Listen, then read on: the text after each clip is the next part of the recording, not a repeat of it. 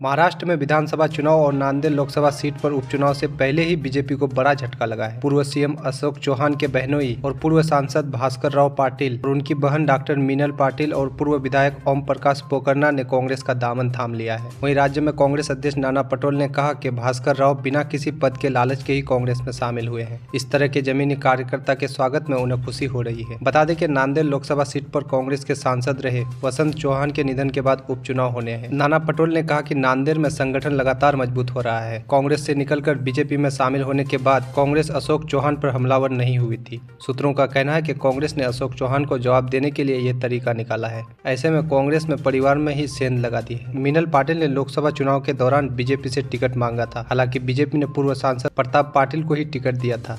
ऐसे में वह बीजेपी से असंतुष्ट थी, जिसका फायदा कांग्रेस को मिला। वहीं महाराष्ट्र विधानसभा चुनाव से पहले मनसे प्रमुख राज ठाकरे मुख्यमंत्री एकनाथ शिंदे से मिलने उनके सरकारी आवास वर्षा बंगले पर पहुंचे। आगामी विधानसभा चुनाव की पृष्ठभूमि को देखते हुए ये बैठक महत्वपूर्ण मानी जा रही है। बताया जा रहा है कि राज ठाकरे और सीएम एकनाथ शिंदे के बीच बंद कमरे में करीब 20 मिनट तक बातचीत हुई। अब राजनीतिक गलियारों में हलचल है कि विधानसभा चुनाव में अब मनसे प्रमुख फिर से महायुति को समर्थन देने का मूड बना रहे हैं। मुख्यमंत्री एकनाथ शिंदे से मुलाकात करने के बाद मनसे प्रमुख राज ठाकरे वर्षा बंगले से बाहर आ गए। इस दौरान दोनों की विभिन्न मुद्दों पर चर्चा हुई थी। अब राज ठाकरे अपने पार्टी अधिकारियों से मुलाकात करेंगे। सीएम शिंदे के साथ करीब 30 मिनट तक चली बैठक में जो भी बातचीत हुई अब उसे अपनी पार्टी के पदाधिकारियों तक पहुंचाएंगे। गौरतलब है कि महाराष्ट्र नवनिर्माण सेना के चीफ राज ठाकरे ने कुछ समय पहले ही ये ऐलान किया था कि वह इस बार का विधानसभा चुनाव किसी के साथ मिलकर नहीं बल्कि अकेले अपने दम पर लड़ेंगे। हालांकि चुनाव से ठीक पहले सीएम एकनाथ शिंदे से की गई ये मुलाकात कई तरह के कयासों को आमंत्रण दे रही है। वहीं कांग्रेस के वरिष्ठ नेता